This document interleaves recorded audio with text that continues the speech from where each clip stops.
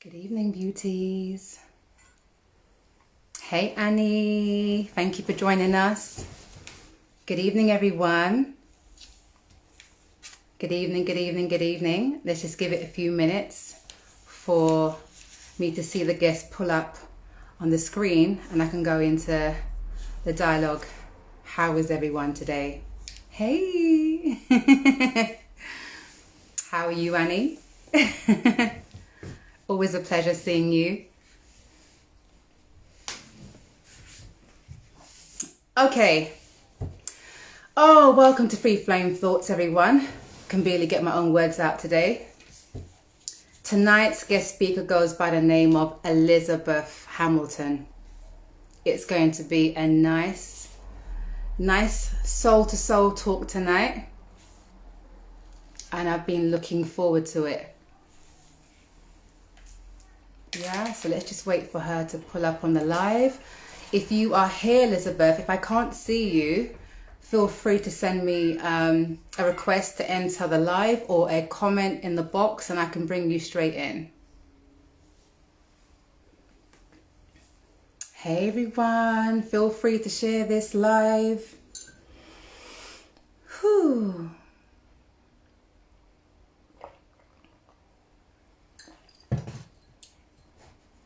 I got my water and my tea ready. You know how I do.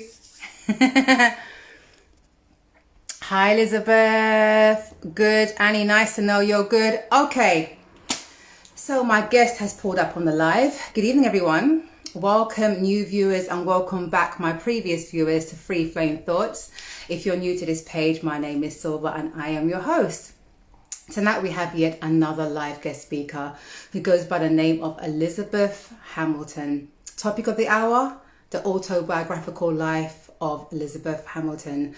That will involve her sharing some of her experiences on being gang raped, being an author, healing, the importance of family, and so much more.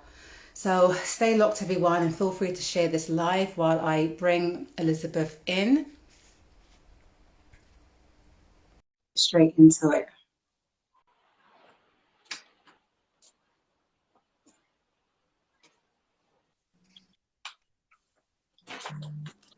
Hi, Silva. Hello, Beauty. How are you? I'm great. How are you? Oh, I'm divine, and I'm loving the fact that you've just got your brand like right back behind you. I love it. A little bit corny, You but ready, girl? You ready? Yeah, I love it. I love it. Welcome, welcome, everyone. Okay, guys, please feel free during the course of this conversation to leave comments, but I will not interrupt the flow of our conversation to attend to them, but I will create space for us to go back in between snatch breaths to actually go and look at your comments, all right? Okay, so welcome, everyone. Let's see if I can see your face bright enough. Okay, Elizabeth, there you go. You might desire a little bit more lighting, but it's up to you. But if you can maybe, I'm yeah, so, I'm that's okay. let's get this a little further away. It's okay, not to worry. It's so underestimated because sometimes I look like I'm bright enough, and then when you play it back, so you look a little dim. You want to see that beautiful sister face? There you go. Okay, girl.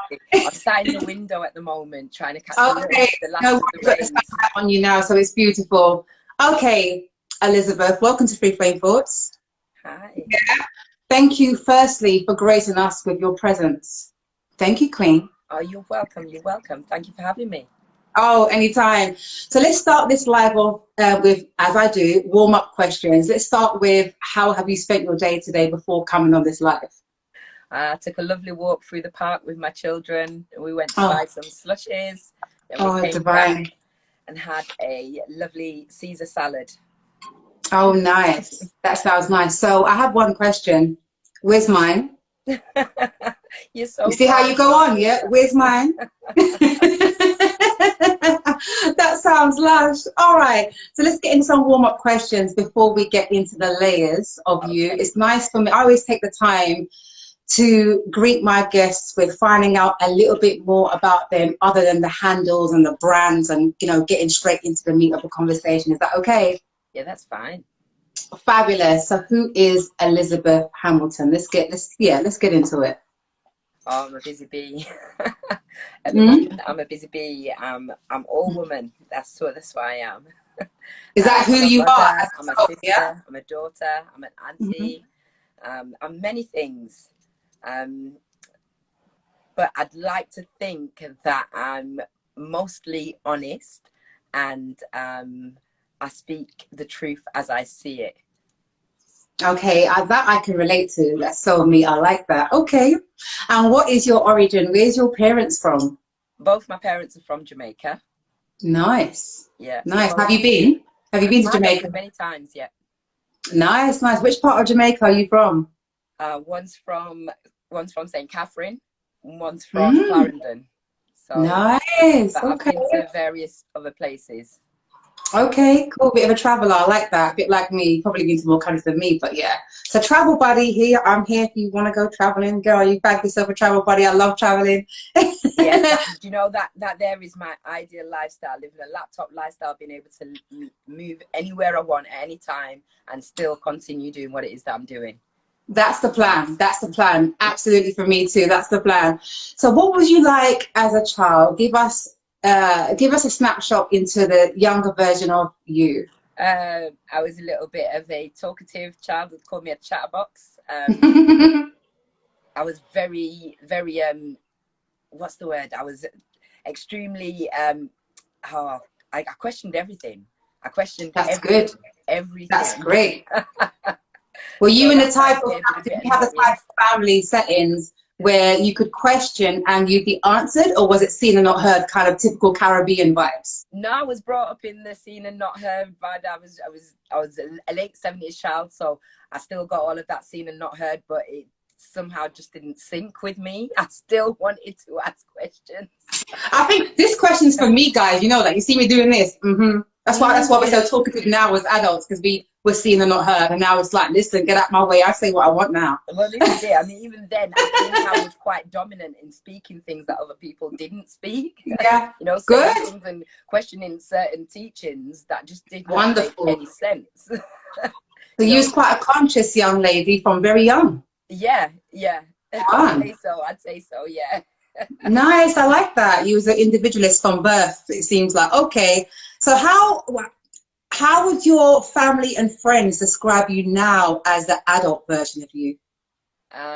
Oh gosh, I think they'd all probably have different things to say. It depends on the mood you catch me Give in. us, give me some real, and I don't want to hear all the things that are, on the billboards, because people always say just the nice stuff. There's got to be some balance in how you think people would Yeah, see or what they've said about Elizabeth. The bit yeah. of a balance.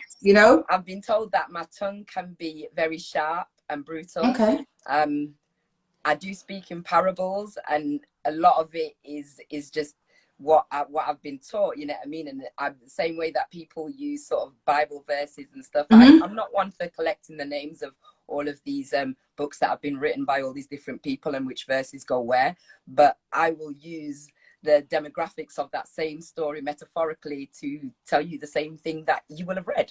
So Nice. to me, it doesn't seem like it's anything too brutal because we've heard all of these things, and Yeah. you know, we've So seen, we've watched am all the I horror gauging? things Is in it there a all. church side Yeah. of you? Are you a member of the church? Is that why you refer to the Bible, like in parables, a lot? When you say a member of the church, Okay, well, okay. So let me be more philosophical. I believe before we're not going to get into religious, guys, but just a little side note, okay? Yeah, because you say you give Bible verses as like parables. I often give parables or even poetic examples based on being a creative. But because you do like more parables and like Bible verses, I wondered whether you were a Christian or whether they want to call it a born again Christian or whether, you know. no, I don't actually do Bible verses. Like, so I'll take a Oh, fragment of a verse and just use that part as a metaphor to explain okay, something. But okay. I was raised a Rastafarian, so both No. of my parents were Rastafarian when I was born, Mm, and I do carry a lot of the beliefs on the on the um, on the liberty side. nice. There's a lot of Mm, the teachings on behaviour that I don't agree with. mm, And I was raised in the UK, so it's a Christian country. The school that I went to was a Church of yeah. England school. I then went to Girl Guides, which was Catholic, Methodist. Oh, wow. And then my grandma was a 7-day Adventist. So every time we spent holidays with her, you know, it was like no TV. That's like strict, you know, no TV, 1 hour on Staunch, yeah. Wow. You know, so it was very much, very old fashioned upbringing on some levels and quite nice others. So yeah, I had a good mix. And my last warm-up question for you, which is going to be the first time I ask anyone this. Do you have a favorite memory? I have lots of favorite memories. I have lots of. Oh, okay, give us a top 3 then, girl. I think from my younger days, if I go back as far as I can remember, like my mum baking in the kitchen and picking the fruits and strawberries and stuff out in the garden while I'm bringing them in, and then she just makes something with it. Is this in London, picking the strawberries in London or back home in Jamaica? No, this is in Manchester. Yeah. Manchester. We used to have a huge back garden when I was little, and my mum's really green-fingered, so on her days off, she'd be in the garden planting, and so those are my most memorable days. Those days so that's turn whatever you picked into something. It was just, and just the smells. Those days were. That's one of your. Give us another favorite memory you had, whether it's childhood or even being an adult, as a warm-up question. Another favorite memory, just being at beaches. Anytime I go to a beach, it's there, you know what I mean? Anytime I go to where there's living water, not so much everywhere, but I love beaches. It's like being I love it. And I love it as well. Oh, yeah, well, it's the best place to go and just give all your troubles away, say as many prayers or speak to your ancestors. It's just the best place for everything. Tranquility, isn't it? It's total bliss. I love the beach. I love the beach. Okay, well, thank you for exploring those warm-up questions with me. I know, like, you are an author, you are an educator, and so much more. But I'd like to take you straight into the meat of the conversation now, the part that I would like to explore even the most and make our way backwards. Okay. Would you like to share or go into your experience of the gang rape and how that took place? Let's go back into how young were you? I was 12 at the time. Oh, okay. Okay. Yeah, I was 12 at the time. We'd just moved to a new town. And how it had happened is that I'd started DJing on a radio station. Now this was to replace all of the extracurricular activities that I had when I was in Manchester. There wasn't much that we could have switched to up there, because there wasn't that many things that were actually happening for people within that area. So yeah. And it was, I don't know how it happened. It's kind of weird, because I was a DJ. We went over to the other station. There was like not quite a rival station, but another station that sort of had the same type of DJs. We went over to the other station. I felt a little uncomfortable because I was the only female there, and there were more DJs coming in, but they were all around the same age and young boys, and just very impressionable. For me at the time, I was a little bit of a geek. So I was straight away just uncomfortable. Okay. So I went to the toilet, and that was it. I wish I'd have held that. I wish I'd have held it. Because had I not. Okay, so let's go through this journey, and if you don't mind, wherever you feel is uncomfortable for you, please let me know, and I'll be happy to divert. Yeah. Yeah. So you were a young DJ. You were 12, and this was some type of youth center, was it? No, it was a radio station. Official radio station at 12. Wow. It was a pirate radio station. Okay. And you say you wanted to use. I went to use the toilet. You went to use the toilet, and once you entered into the toilet, what happened next? It was literally when I was trying to exit the toilet. So they have the toilets where it's a toilet in one little slim room, and then the sink for washing your hands would be in the next room with the bath. So as I was coming out of the toilet, I just got rushed in. And was these all boys? Yeah. Were they similar ages to yourself? Yeah. Can you remember how many they were? They were around my age, a little bit above and a little bit below. It was just, I can't, it seems surreal now thinking back, because at the time, I don't believe that, well, I know that they knew they'd done something wrong because they threatened me straight away. Yeah. And the threat that they'd threatened me with, it was like, why would you say something like that if you knew that, if you didn't think there was anything wrong with what you'd done? Correct. You know? Can you remember how many boys there were at the time? Yeah, I think there was about 5 or 6 of them there, you know, all trying to literally huddle into this room and hold me down. It was just... And it was just you alone with these boys. Are you comfortable in I was expressing? with somebody at the time, and he was actually trying to fight, to try and fight them off and get in, whilst they were trying to lock the door. And even during the time that I was in there, I could hear scuffling still out in the hallway. So I know that he was trying. I could hear the shouting and everything going on. Oof. Are you willing to give some of that experience in graphic detail, if possible?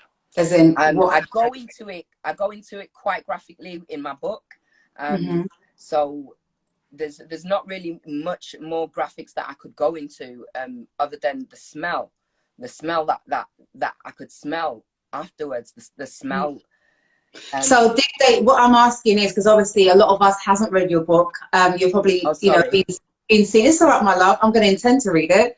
A lot of us, and I know firstly it's very case sensitive. Having this discussion, so thank you. And we do understand. I do understand in terms of it being case sensitive. So once this happened, are you saying that you are physically raped by each one of these in full-blown? No. I wasn't physically raped by each one of them. Right. There was about 3 of them that attempted to do something. I literally can't tell you what it just. At that point in time, literally, I don't even know if I was still there. So what I'm trying to get at this point is, because I know, again, it's case sensitive, but were you physically raped via intercourse by some of these young men? Right. So I just want to find out how far it went. So to your memory, it was around 3 of them, although 6 of them were there. And are you also saying that you felt like you left your body at that point? I did, yeah. Right. Sorry, that's what I wanted to emphasize, to make sure that I got the message right and the viewers understood exactly. Okay. And you're saying that what sat with you the most was the scent of the individuals? Yeah. Yeah, the scent. The scent. Just I could just smell this foreign scent. These scents that were on me, and I just needed to get them off. I just needed to get them off. There just wasn't enough bleach. There wasn't enough anything in that bathroom for me to get them off me. So before we go to that place of the aftermath, in the midst of it happening, can you remember at all your responses? It sounds like a very silly question, but believe it or not, viewers, people act very individual in these situations. Some may shut down, some may scream, some may actually just behave like they're surrendering so they don't get hurt. So I'm trying to find out what your response was now in that very moment. What do you recall, yourself at the doing? point where I was being rushed to the floor, I'd banged my head on the toilet bowl, and nobody took any notice of that. You know what I'm saying? I know that there were so many hands on me at the time, and I was fighting. It just seemed like something totally different. For me, it was a case of like, how is this happening? Why is this happening? Just, yeah. Okay, thank you for sharing that. And after the act, can you recall, before I ask the next question, actually, how long it went on for, the duration of time? No, I can't remember how long it went on for. It was long enough. Right. Yeah, of course. Okay, so once the incident actually ended, how did you respond? Did you lie there? Did you run out? Were you screaming? Can you share some of your responses after the immediate incident? I ran out. I ran straight down the stairs. The walk, me and the friend I was with, he was like a cousin. The walk back to his house just was the most silent walk ever. I felt like every ghost in that town was walking with us at that point. Oh my goodness. I've got chills actually, you saying that. I'm so in tune with myself that I've actually got chills when you actually say that line. So you walking back with your friend, and where you walking to? His home, your home, what happens next? We're going back to his home, but see, this is what I was explaining in my book, and I didn't want to Okay. go into too much detail like I was explaining, because it's a lot of it is in the book. Mhm. The But point for unfortunately, me we need was to that remind we you, were because all you, underage at sorry, that point. We were okay, I all just want to underage. say, Sorry. Elizabeth, sorry, I just wanted to say, because although we know that the information in your book, many who's going to watch this back has never ever heard of you or seen the book. So naturally, I have to probe as much as I can in order for people to know and Oh, well, hopefully there you go. still, Here's a picture of the yeah, book. all right. It's available on Amazon and at Waterstone WH Smith, every good bookstore. Right, okay, we can plug that after the live. In the meanwhile, these are the questions that are gonna, that's the whole point of the lead up to the conversation of your story. So I understand if you don't want to give away too much, but yeah, it comes with the territory of having an interview. But you can tell me when you're uncomfortable and when you want to divert. Yeah? Okay. So do you want to express what happened on the way back home or what you've done next? What part of the Yeah, story would you that go is what into? I was going into a moment ago. What I was Okay. wanting to stress is that everybody was a child at that point, and we were all underage. Yeah, so nobody was that therefore responsible for themselves at that point in time. Mhm. When we got into the house, what I remember is that his mum was angry with him. She saw them. She saw that he'd been fighting, and straight away she was angry with him about Mm. fighting again. I don't know if I remember her asking what had happened or anything like that. I just remember her cussing, and literally it was the, you know, how many times have we spoken about this? How many times is this? You know, so it was a lot more of sorry, the light's actually really disappearing. That's Sorry okay. about this. Hmm. It was more a case of just the anger that she felt with him having gotten into a situation like that without. Was she notified of what happened, or she just assumed that he was fighting in general? She wasn't notified of what had happened because we'd only just reached back to the house. So, Okay. Okay. and just during that time, I managed to sneak past him and slide past and get up to the bathroom, which is where I stayed until my mum got home from work. Mm. And when she got home from work, see, back in those days, it was the big boilers, you know, so you have to wait for the tank to refill, etc. And I'd used out all the hot water. So her friend was complaining to her, and my mum came upstairs really disappointed with me. And Oh.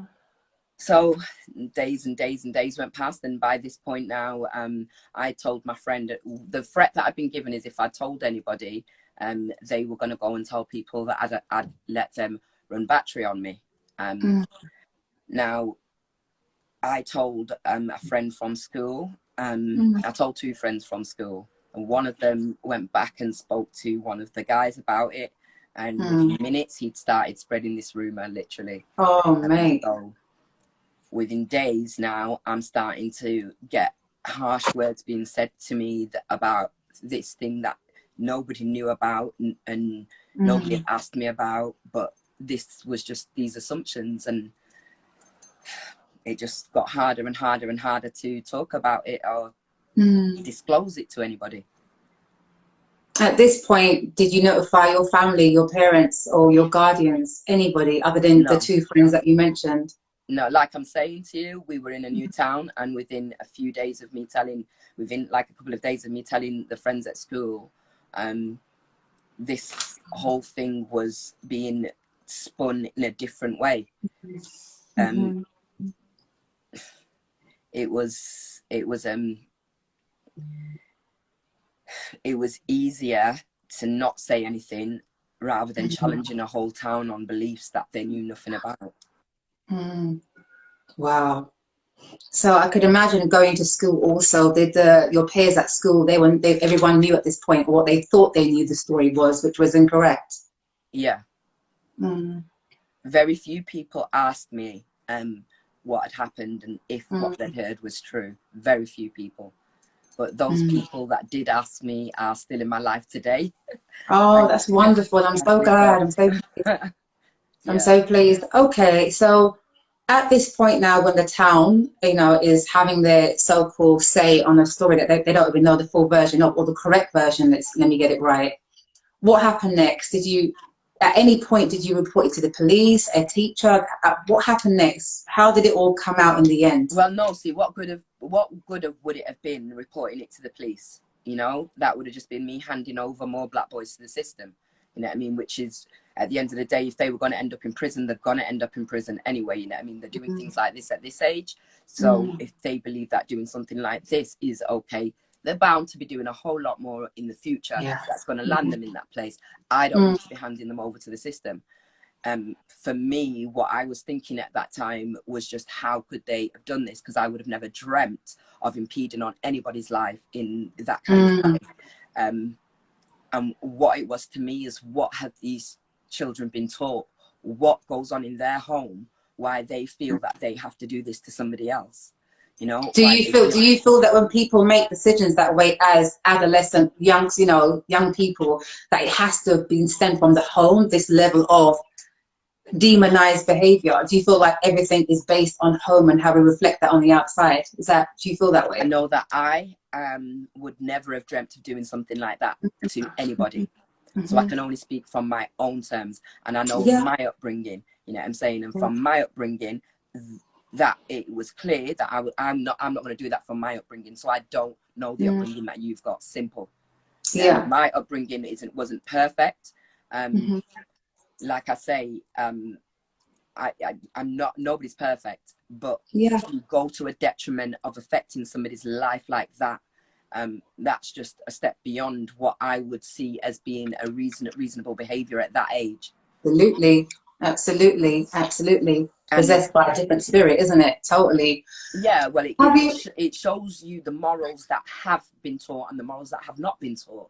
And that's where my thought was, because at the end of the day, the person that's going to feel the worst from all of this is going to be the person's parent, thinking, this is a child that I've raised doing this to somebody else. That responsibility is all on you, especially when your child is not an adult. They're not 16 years old. They're not of age for you to tell them to leave home or anything like that. So what they've got, what they're made up on, the majority of that is on you. If you've allowed other influences in there, you have allowed that. It's interesting, your perspective. It's interesting. Okay. Have you ever seen these young men? Did you ever see them again from that point, even to now? In the same town as them. And at any point, has any of them confronted you, apologized to you, anything, ever, to this day? Yeah, one of them did. Years later, one of them did. And he apologized to me. He was at a carnival one time, and he apologized to me. He had his son with him, and I had my daughter with me at the time. I remember feeling just so cold at the point when he says to me he needs to talk to me, and he just needs to talk to me about something. And I was like, oh, what's up? But my body went cold. It's like I knew he was going to address it, and he did. And just, I went cold, and then everything was bright again. It was like just him acknowledging it. The fact that he acknowledged now, you know what I mean, that he'd done something wrong and he was apologizing for it. That meant so much, so much. I'm so glad he done. I'm so glad he did. Yeah, and it's just so weird because it's like within the year later he was no longer here.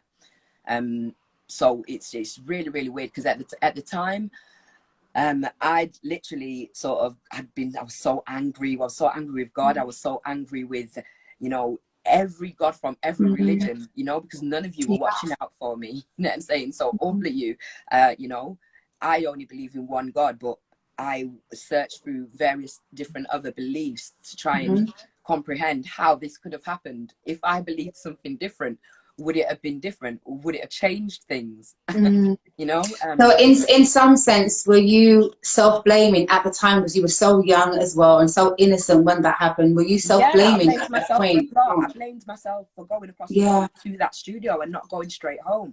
I blamed myself for being in that room and getting to that uncomfortable point of wanting to leave and going to the toilet first. I blamed myself for so many things, you know. I blamed myself for breathing. I blamed myself for being here. Have you freed yourself from that blame? I hope so. Bless I'm still you. here and I can smile Wish I could through hug you it. through the phone. And I can Oh, talk yeah. with others. I've managed to counsel others through it. See, the thing is, I didn't actually speak about this with anyone until I wrote the book, and the book came out last year. So the book went public last year. Yeah. Yeah. So the book was the first of me expressing it.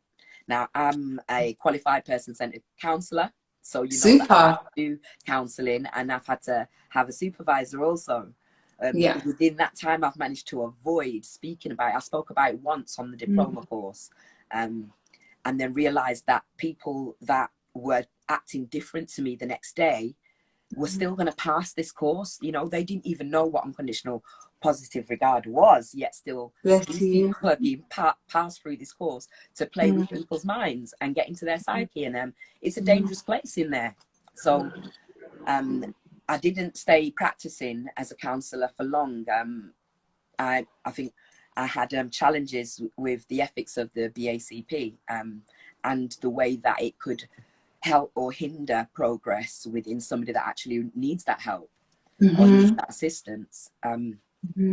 So yeah, I just became better and better at hiding it and burying it. And I dealt with so many other people that have been through these instances and help them to a healing place. And that was just good enough for me until I wrote the book. And then I realized, you know, you not talking about your experience with this is hindering your growth still, you know, it's holding bits of you back still. So here I am talking about it and smiling after dropping a couple of tears. That's all right. This is getting less and less. A very real show, and these are, believe it or not, my favorite type of energy exchanges because it's authentic to the core. And as far as I'm concerned, we're in each other's living room, and everybody else is looking in through our windows. So please feel comfortable just to be. It's organic. I appreciate you. I'd like to go back with one question before I go forward. When the gentleman approached you and that acknowledgement created some level, even if it's minute, weight off your shoulders, do you feel in any way that potentially it almost set him free from his prison that he came and spoke to you? It's not, there's no almost about it. I Oh, don't so largely. you can repent from anything if there's a person that you've affected still suffering from that you have not acknowledged. Repentance is nothing. You can't just make your peace with God and it's okay. That is not how it goes. And if you've read any book from any religion, it will explain it to you. Your interpretation just needs to go that little bit deeper. You can't repent unless you've acknowledged the people that you've affected. Absolutely. Well said. Okay. All right.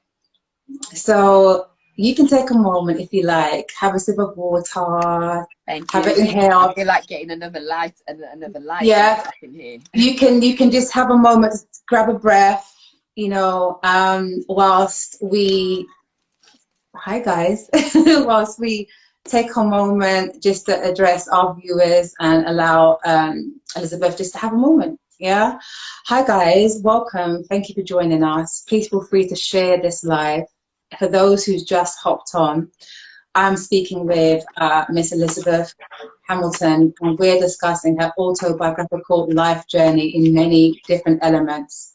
So I'm going to just readjust myself here. There we go.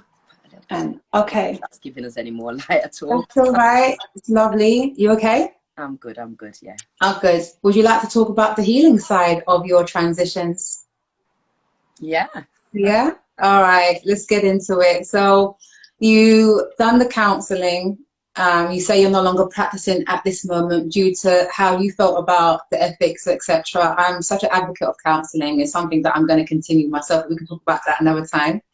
And you say you wrote the book. So do I assume that you wrote the book based on your experiences? That's what encouraged. Was you ever interested in writing before then? Yeah, From I was young, I used to songwrite. I used to write songs. Me too. And I was a bit of a poet as well. Me too. So I was really good at English. I love words. I love words. Me too. Okay. So, yeah. All Writing right. was So we're always gonna. in the books. Writing was always Okay. in the All car. right. So we're gonna go into more layers of the book, or go into the layer of the book, should I say, a little bit later. So let's talk about the healing. From that experience. Okay. Actually, let me share a really relevant question with you. My lecturer, whilst I was on level 2 in studying counseling, said that in some things in life you get over, some things in life you learn to overcome, as in get over, and some things you learn to live with. Sorry, overcome and live with. What do you think of that theory? It makes sense to my experiences, where some things you learn to live with and manage, and others you overcome. Would you say at this point you've overcame that experience, or do you just learn to live with it? Have you learned to live with it? Sorry. Yeah, well, that's what it is. I don't think you can ever overcome. People say get over it, all right, Not so get everything you over it. It can't. happened. Yeah. You never get over something like that. That's a part of you. You grow with that part of you, and sometimes that part of you can be something that's a piece missing, a broken piece. You just learn to grow with that broken piece. You learn to grow with it, and in growing with it, you can make that broken piece into something beautiful. That sounds lovely. I'd like to say that's definitely your personal rendition of how you see that, and it's beautiful. On the flip side, I guess somebody else would have another perspective. They probably wouldn't even call it broken. They may call it bruised. They may call it whatever. Yeah. I think there's so many terms for how we describe our emotions, and that's yours. And I love the way you just own that. Yeah. See, Yeah. for me, it was a thing of it, because of my ideals, and the things that I had in my head of how it was going to be when I lost my virginity and all the rest of it. It felt as if I had been robbed of a part of my life that I will never ever get. So they were the first. It wasn't just about a case of I was gang raped or I was raped. That was my virginity, That was that one thing that everybody's supposed to be able to give to somebody, Yeah. It's not something that should be taken. And there's so many people out there that have had that piece of them taken, which means that you can't ever be whole without that. I can't explain it, really. I can't explain it in so many words, but it's something that you can never ever get back. It's not just one night of sex or one day of sex, That's that first time. There's never ever going to be another first time, So for me, it was a broken piece that I've had to live with. May I ask you something? Myself Allow me to ask you something really relevant that's just re-entered my mind. I used to have a friend, and she experienced a different story but same outcome. She was also raped, basically, by a family member. And I remember her clearly saying to me that that individual stole her virginity, and that when she did make a decision to have a official first-time partner as an, latter teenager, she told herself that that was her first. She refused to allow herself to think, yeah, technically someone's did it, but no, I'm still a virgin until I decide who I want to give with. And I remember that staying with me. Yeah. See, now I did something similar. It wasn't a case of, I never said to myself I'm still a virgin, because obviously I'm not. You know what I mean? That's like it's not possible for me to be still a virgin. So, I can't say I'm still a virgin. I'm not going to deny. You didn't mean it in that way, but I knew what she meant. Yeah. But I did that same thing. And so with my boyfriend, with my first boyfriend, he gave me my first night again. He gave me that first time, and it was beautiful. It was truly amazing. It was beautiful. And the thing was I was still underage. We sort of was sneaking. I snuck him into my mum's house. It was so bad. So bad. I was underage still, but and do you know, it's weird because I was so young. It now looking at my children and thinking it's shaky. I can feel my nerves literally shaking in my chest. I mean, my daughter's 22 now, so I'm past that with her. But Mm. it's that thing of thinking, well, I still needed to get my first time beneath the age of 16, and that's because of the environment that I was living in. The environment that I was living in meant that if I did not give that to somebody, somebody else was going to come and try and take it again. Okay. I'm really pleased that you managed to have a beautiful experience as young as you were. Wow, you're lucky. A lot of us as adults are still trying to gain a beautiful experience, but that's a whole nother Jerry Springer show. So I'm glad that you did. Okay, so in terms of the healing, you that's a part that I know you really wanted to explore, that part of this dialogue, you know, from that journey then to the healing. What things did you do, whether it was self-medicated, self-remedy? What did you do? What helped you and assist you through the recovery, if at all? Do you feel recovered at all, or what steps have you taken? Yeah, Counseling do for you know what? yourself and Love helped me through, you know. mm, I'm thinking about the people that I loved, thinking about the people the memories that I wanted to leave behind, the memories that I wanted to give them of me, the times that we hadn't shared yet, the experiences that I still wanted, you know what I mean, the things that I still wanted to see, the sights that I still wanted to see, all of those things kept me going, you know what I mean. And just wanting to be able to protect anything I had, anything that came yeah. from me, you know, in ways that maybe it wasn't possible at that point in time, and because of the way that life is, you know. I'm not saying that my mom abandoned us or anything like that, but she was working at the time, and like I say, we were stopping at a friend's, so it went on, and we had this culture thing, you know, like I'm saying, she must have come from through the door tired from work, and then friends just, oh, your daughter's ran out all the hot water, da, da, da, da, da, da. You know, I mean, obviously it wasn't in that kind of accent, because I could imagine. Was it yeah, I'm not going to straight try and Yorkers, do it because I Jamaican? don't sound great. Oh my God, was it straight Yeah, Jamaican? Yeah. the I accent can starts, you only know, they imagine start that. going back to country, you know, when they start cussing each other, cussing. So it's like, I say to my mum, I say, you know, you speak such perfect English in front of my teachers, and then we come home and you speak like this, like you don't even know how to string a sentence. Oh, babe. Oh, okay. Okay. But yeah, that's it was more of that, just that whole cultural thing of you know, I've told you how many times, da, da, da, you're gonna listen to me, da, da, da, you know, no space for anybody else, no space to find out who your child is, no space to see that personality in its full form, no space given to them to be them, because you have to have You're them a talking my certain way language. of You know, you're parenting. talking me, or you're definitely speaking me, and I'm glad you used that. No space to even discover self or invite self to be self. But luckily, people like you and I have got to a place where, you know, we evolved and it couldn't be repressed anyway. Yeah, it couldn't. So when Yeah. Amen to we're at this that. place now where we're talking openly about all of these Mhm. things. And it's beautiful and it's not embarrassing. It's beautiful and it's healing and yeah, it's It is. translucent. It Okay. is. So do you receive counseling yourself after this happened? Yeah. No, not till I was not till after when I started counselling, when I started training. Ah, okay, So interesting. nobody knew about it during that time. If I explained to you, my mum never found out until I was pregnant with my daughter at the age of 20. Mm. And So how did your family receive this news much later on after it happened to you? What was your mother or your family's response to that? my mum was totally distraught when I told her about it. She was totally distraught. Mm.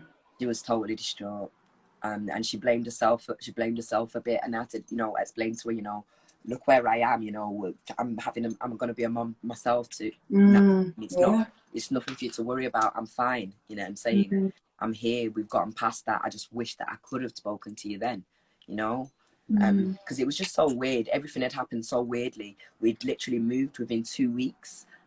We'd moved town, which was also Wow. so very strange. Just so many weird things had happened around that time. Mm. So I know that my mum was going through a lot as well. And when she thinks back to what was happening for her during that time, I know that must have been really heavy for her.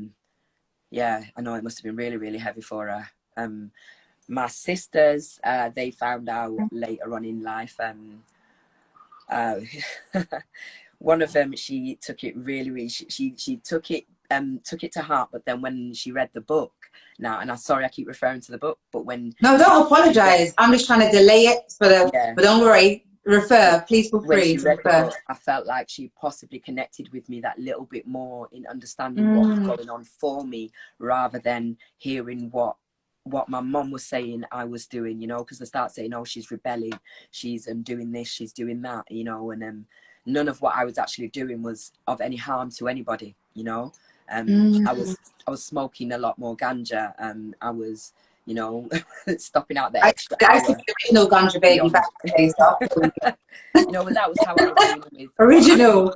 yeah, that's how I dealt with it, and I Yeah. know that's how I was dealing with my anxiety then, and that's what was helping me to heal. So for me, it wasn't a case of I was doing anything really rebellious. You know, my mother smoked weed and my father smoked weed, and most of the people. Okay, so it was around your environment. Okay, so allow me to ask this question before we go on to what you would love to talk about also, which is family and the importance of family and women's health, reproductive health, and etc. that you want to touch before we end the live today. Since that happened to you, have you gone on to have healthy relationships, or has this incident affected your personal love life and connection with your partnerships? I don't know. I think it has affected each and every one of them, because it's always there. I get flashbacks. You say it's had an effect. So yeah, because I get flashbacks to this day, and it's not the first thing that you're going to speak to your partner about. So it's kind of weird, you know.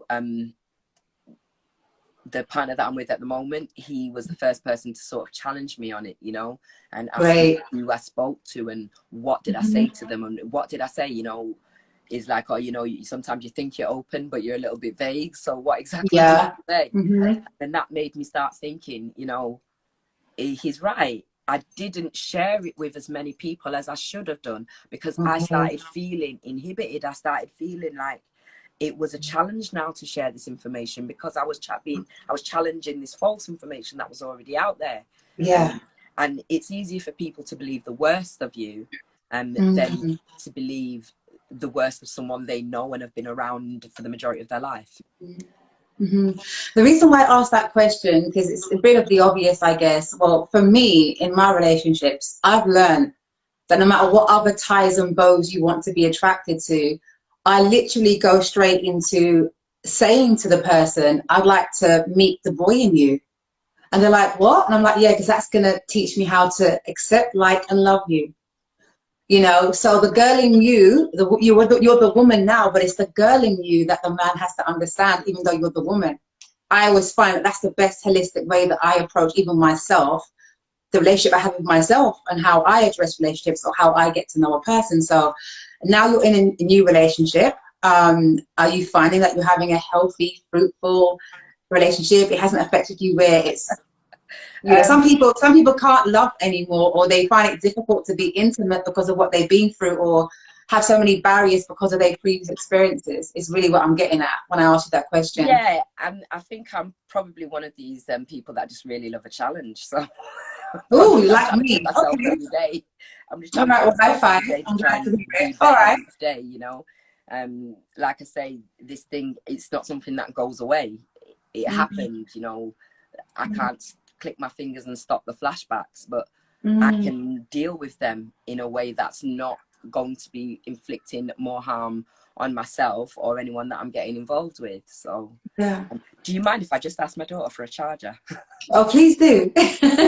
Be you. Go ahead.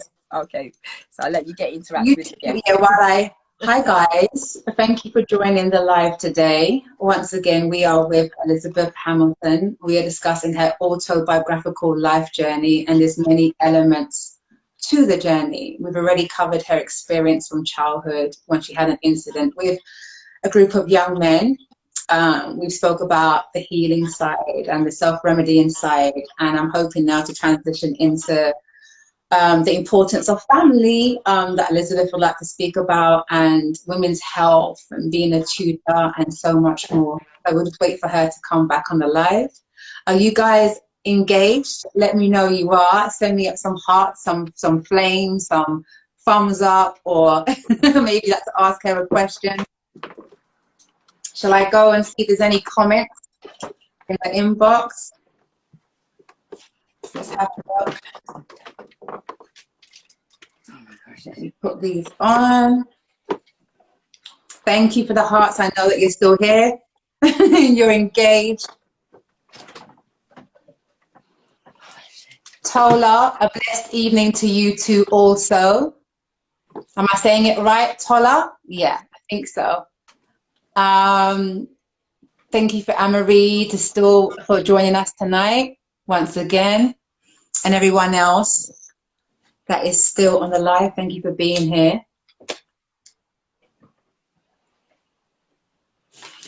Whew. It's not as easy, guys, when you're watching it as it is for someone to sit here and actually express all that Elizabeth is doing today. So a lot of gratitude. She's back. You're back. Okay. Okay. My glasses has the light that reflects off it, so I'm going to be taking it on and off. Otherwise, when you watch back the live, it looks crazy with the bright light hitting my my lens. All right. So tell us the importance to you of family and the reason why, as you entitled it. Okay. Let's talk about that next. Yeah. Yeah. Okay. So this is my belief. Okay, go for it. So family is it's the group of people that you never asked for. Oh, yeah. They were gifted to you upon birth. Yeah. Okay. Now, within your family, you're going to have so many different personalities, but each one of those personalities are going to teach you how to deal with people outside of your family. Yeah. Well said. Right. Now, the importance of knowing your family, especially your siblings, and that is my base point. I am one of 60 plus on my father's side. How much? Yeah, a lot. No, you don't mean as in siblings, though. Siblings, yeah. These are you repeat that word. I think I didn't hear the number correctly. Yeah, 60 plus. I know I'm dyslexic, but did you say 60? Yes. Okay, let me just adjust my seat. Girl. Yeah, okay, let's go. Okay. So now I'm probably somewhere in the teens to 20s, somewhere in the late teens. We used to do these family reunions. I used to do family reunions. I slowed down since writing the book, etc., and started charity because time becomes a little bit short. But nearly each one of these reunions, we'd meet another sibling within that year. And this is on your dad's side? Yeah, this is on my dad's side. He has been blessed with the most strongest, you know what, most potency definitely in the world. Most definitely, he has. So we meet up, we have these little reunions because our hope is to not entail our children to go through what we've gone through. That's wonderful. Having to ask people who their parents were, where the parents were from, what the names were, etc. And you know, some people, they don't have that information, maybe. Sorry. Yeah. I can see one of my sisters laughing in the background there, sorry. Oh. So we'd be asking about parentage and stuff like that, whereas because we don't know all of our siblings, we can't then say to our children, ask about the parents, because we don't know all the names to give you. Wow. Parents. Is your parent still with us? Sorry? If you know what I mean. Is your parent still with us? He is, yeah. He's living in Africa at the moment. No more babies though, no? In the last year? Only he can answer that. Oh, Lord, girl. I better get him on my live at some point. Go on. You'll have a hard time. Oh, wow. Yeah, only he can answer that.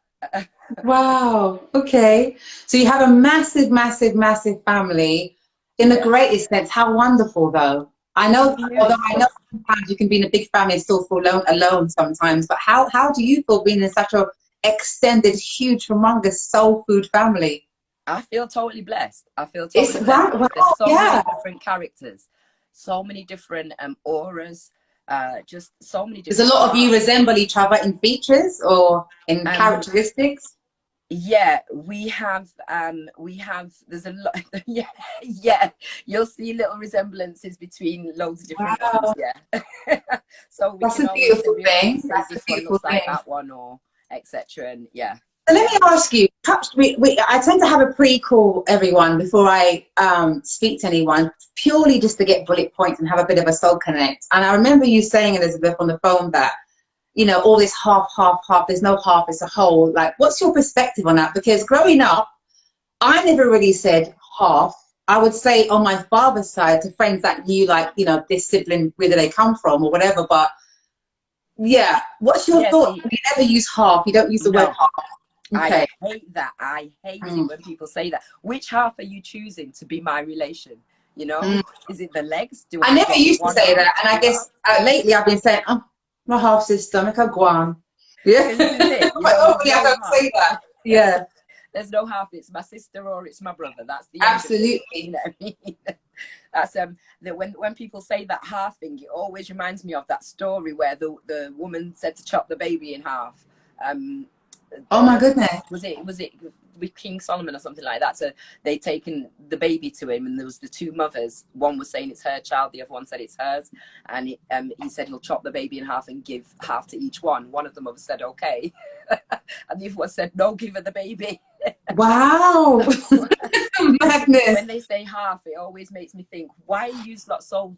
That's just Wow. absurd. So are you the sibling that keeps, are you the glue in the family? Do you bring everyone together? You said the reunions. Are you the one, are you the glue in the family? I'm one of them. I'm one of the glues. We've got a good few. We've got a good few different batches of glue. You know, some of them are like super glue. Some of us are like PVC. Some of us are like, is it PVC? Yeah, we're like PVA. Some of us are like lots of different types of glue. You know, some of us are gorilla glue. Okay. All right. So you wanted to also explore elements of your journey in terms of women's health and Yeah. reproductive. Tell us a bit about that. Okay. So after I had my daughter, Hmm. I was trying to, me and my fiance were trying to have a baby, and Hmm. it just was not working. We did so Oh. many different things. We tried so many different things, and it just was not working. Mm. We went to the hospital, we went to the doctors first, had some tests done, then went to the hospital, was referred to for the fertility, was referred to the sexual fertility department to have run more tests. Yeah. I went and did my tests, and we found out that I had polycystic ovaries and fibroids as well. Okay. So they said that that would be the reason that I'm not conceiving Even. at the time. So they said they offered me laser treatment and medication and etc. But I'm not one for medication. I don't like the side. If I once You a I read the side naturalist, effects, and there's yeah? one thing that I don't like, I'm not taking it, because I've got Mm. this horrible thing, like, I'll have that one side effect, literally. I've never been through the Mm. carpal tunnel, because I believe that the one day I decide to go through is when the cracks will happen. Oh, So, wow. not like I'm not like a doomstress, but like I don't really mess with medication, I So understand. So did you go on, your daughter you have now, is this the baby that's come to manifestation, or is this after your no, first? Okay. no. See, now what happened is, after that, now they said that I wouldn't be able to conceive so easily, and then I managed to conceive within like a year later. I conceived, Wonderful. and the thing is, I Was conceived. that naturally, yeah? Yeah, Oh, yeah. I'd been in wonderful. Jamaica on holiday, and you eat the right food, the sun's there regenerating your cells again. Ooh, Jamaica You, done the you, birthing girl. you Hmm. darling, darling. Ooh, Jamaica. Hey, no, That's wonderful. you So just you gotta went on to use have that. a child. How old is that? How old is that particular child now? That particular child did not make it. Unfortunately, that particular child I ended up losing in a ruptured fallopian tube. I had an ectopic I'm so miscarriage. sorry to hear that. So that now ruptured my left fallopian tube. So that left me now with just one working fallopian tube, and these polycystic ovaries and the fibroids are still there. Not as bad, but they're still there.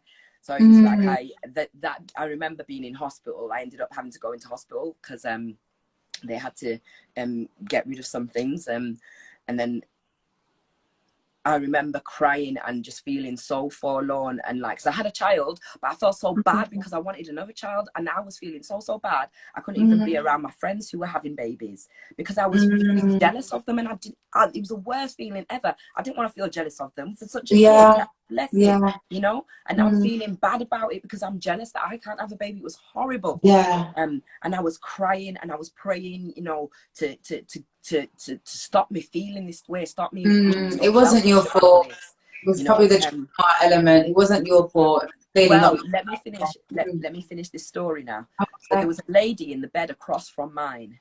She'd had 16 pregnancies. Yeah. Of the 16 pregnancies, 5 children had come from them. Of the 5 children, she only had the one that was standing in front of her that day, which was an 8-year-old. Now, when she told me this, I was like, wow, I am so blessed still, you know. How could I do this? We both prayed together. She says she's still going to go home and she's going to try for that next baby because she doesn't want an only child. And that was my thing. I didn't want an only child, you know. And we prayed together. She was Muslim. And we prayed together. And believe it or not, I don't know if she has another child. I really do believe that she must have had another one. Because the way that she saved me and helped me that day, I left that hospital believing that I was so powerful. My body is going to fix itself. Oh, that's I'm going to amazing. change my eating. I'm going to change up my diet. I got rid of meat. I stopped eating meat. Me too. Yeah, I started eating more vegetables and a lot more superfoods. Wow. Then I got my 2 princes. I got Zion. Oh, you had 2 other. Yeah, I've got 2 boys. Yeah, one's 10 and one's 4. So yeah, I was blessed. That's a wonderful Everything healed thing. itself. Oh wow, that woman, I feel like she was sent as a vessel, and I'm so glad she was there.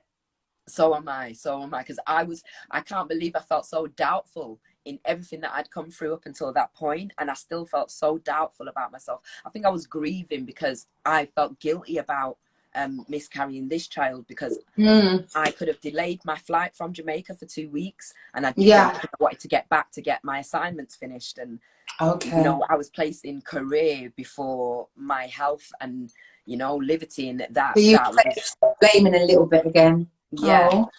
I did a lot of that self-blaming, because then afterwards, me going through the losing it afterwards, my partner at the time was in Jamaica, and he couldn't help me through it down the phone.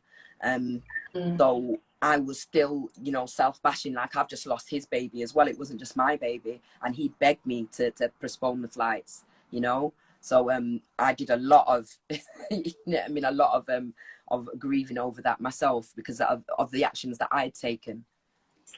Well, thank God you gathered your faculties and you were blessed with 2 extra babies, so you got 3 beautiful children. I'm really glad to hear that. Wow. Okay, and you're also a tutor, communicator, and an author. Let's wrap that all into one snatch breath if possible, yeah? So you are, how did you get into being a tutor? Where did that come from in your story? That came through COVID, actually. That came through the whole pandemic. Yeah, pandemic, yeah, girl. Yeah, during the point where the children were being isolated, they weren't allowed to be around each other, and they had to do the work from home and send it to teachers. I decided to start sharing some of the extra lessons that I was doing with my son with some other children. So we started sharing lessons, and then more parents decided that they wanted to join in and share lessons, and then we designed a platform for it. That's amazing. We now run it online via Zoom. I'm trying to make connections now so that we can get a proper platform so we can take on entrepreneur. Watch you. I love it. Yeah. I love it. Okay. So yeah, these children are brain boxes. When I say they are brain boxes, you do. I'm astonished. All right, so let's get into this last piece of the cake that everyone's waiting for. But you see, I've got to take you through a climatic journey, guys, okay? Gotta take my time. Yeah. All right. Elizabeth, the author. Let's plug your book. Let's see it. Okay. Okay. So tell us about your baby. It's your first production, your first publication? Yes. Okay. Yes, when was it? Let's talk about, when did you write it? In what year did you actually start that manuscript? Right, it's weird. This has been taken from diaries. I've sort of collated my journals and stuff, and Wonderful. done, you know, gone through memories and stuff to collate this book. Mm-hmm. It's basically 5-part memoir, Ooh. and it just breaks down the different series of my life. So this first book, it talks about my life from as young as I can remember. So it talks about my relationship with my father, Wow. and then it goes all the way to the point of just before I had my sons. So not just It before I sounds really actually genuinely interesting. Tell us about the title. What inspired you to name it what you've named it? in relation to men. Mm. I called it that because it talks about how we relate to the men in our life, and the examples, the affirmations we take from that, from the relationships that we have with men, how we then carry that through our life, what we do with that, and just the power that we have as women. You know, it also speaks of how men are relating to us as women, and so it's not just a book for women; it's a book for men as well. One person that and one man that read it, he contacted me when he'd gotten to page 24 and told me that he needed to change his relationship with his daughter. He doesn't want her to be speaking this way of him, and I don't speak with disrespect to his dad in no way in this book, but I explain our relationship the way that it is for me. Congratulations on your first publication. Are you self-published, or are you signed to a publisher? I am signed for a publishing house, which is Marcia M Publishing. Whoop, whoop, She is a congratulations. great publisher. She really is. She's I was she's thinking about for my own work. That's brilliant. Okay. yeah, she's nicknamed the author's midwife. Now Ooh. she specializes in memoirs. Yeah, so when Ooh, you've got things okay. that Very have cut nice. deep within you or within your family, you know, if you've got really deep things that you're going to bring out, then she's She's the person, yeah? she's the lady to bring you through them. She is the one, I'm going to tell you. She's so good. So Wonderful. good. And remind us, when did you publish your book? My book was published last year, July. Congratulations. How's it? How's the progression of the sales and the marketing and the It's going attention? okay. How's it going? It's going okay. It could be doing better, but it's all about plumbing the money into it. You know, marketing, 100%. it takes money. So, you know, it's getting there and we're pumping it a little bit more now. So, yeah. Can we anticipate a book 2? Yeah, there is a book 2. There's a book 2, 3, and 4, and 5, like I say. Book 2 You've already written it? this year. Oh, wow. Yeah, book 2 will be out this year. I've literally just had to pull it back to re-edit some parts that because that takes you up to present day. That takes you up to present day with the men in my life. The second book, and the third book will be following shortly after that, and that's called The Women in Me. Yeah. So for all the men out there that I say, you know, she's called it in relation to men, she's just going to be men bashing. I am not. You know what I mean? When The Women in Me comes out, you're going to see the other side of it. You know, the things that I was aspiring to as a woman, as a female, those women that stood out to me as being that feminine entity, and then those women that I surely did not want to be anything like that, didn't know any type of progression or any type of knowing themselves, let alone knowing the people that they interacted with. So, and just how important and dangerous the examples that we set can be. Absolutely. I love it. Your whole body language changed when you spoke about the woman in me. And I loved it because you're like, listen, I love it. The empowerment of the woman. Let me tell you.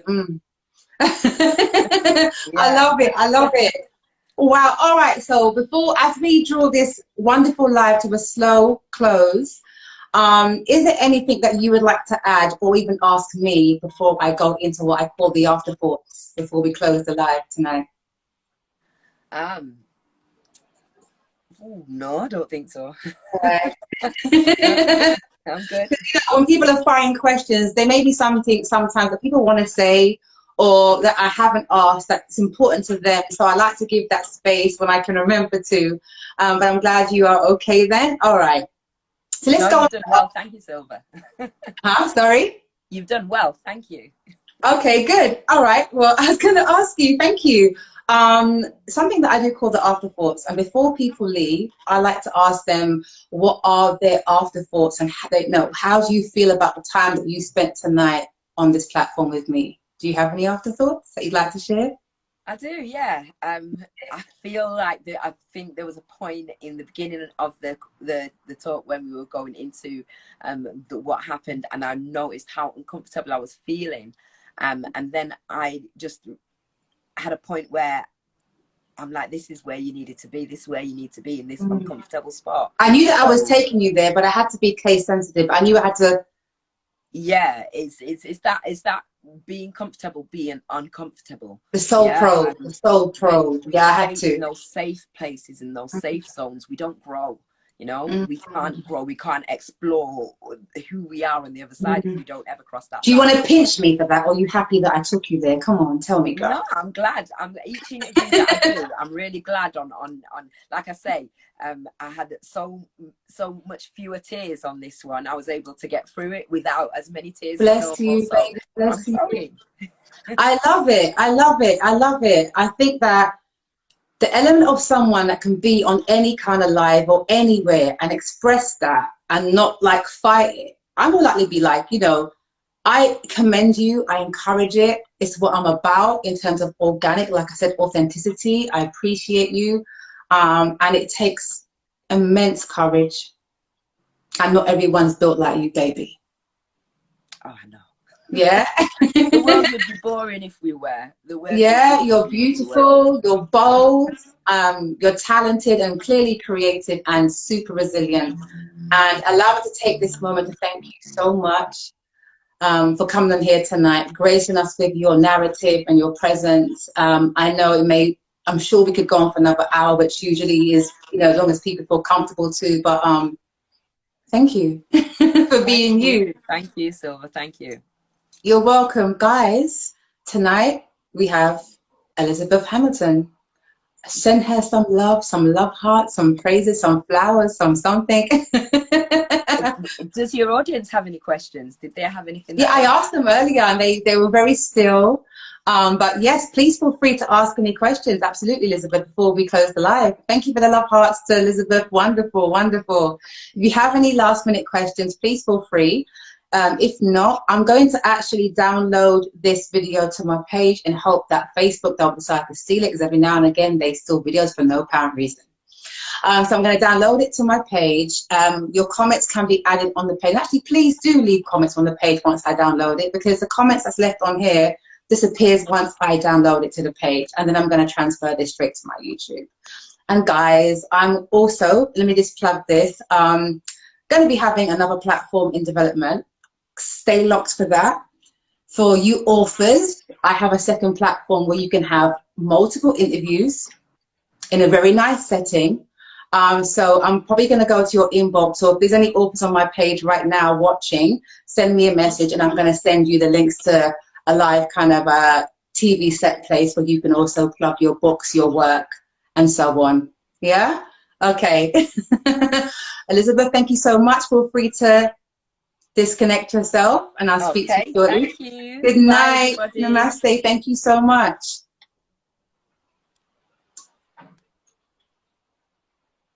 Okay, guys, thank you so much for joining us. That was, I love every single person that I've spoken to so far on this platform. I absolutely commend, rate, and respect. I guess when it comes to topics like this, which is my secret favorite, it allows us to energy exchange on a deeper dynamic level and unlayer. And I really appreciate these experiences. Thank you so much for joining me tonight. If there's anyone watching that is open and willing to share absolutely any topic, please feel free to inbox me. Any topic goes as long as it flows. It can be your profession that you want to talk about, whether it's your personal life or, like tonight, a deeper narrative. Actually, guys, I'm considering having an entertainment night next week. Are you a poet, singer, musician of any form of instrument, rapper, or anything else, and you'd like to come either on Wednesday or Friday? if you come forward, I'll be happy to do a 2-day Wednesday and next Friday of straight entertainment night where we can just relax and enjoy some talent. Yeah. So inbox me or tell a friend to tell a friend, and we'll make it happen. I see one comment. Is that a comment from before? No, it's comment. Yeah, come from before. Okay, guys, have a good night. Thank you so much.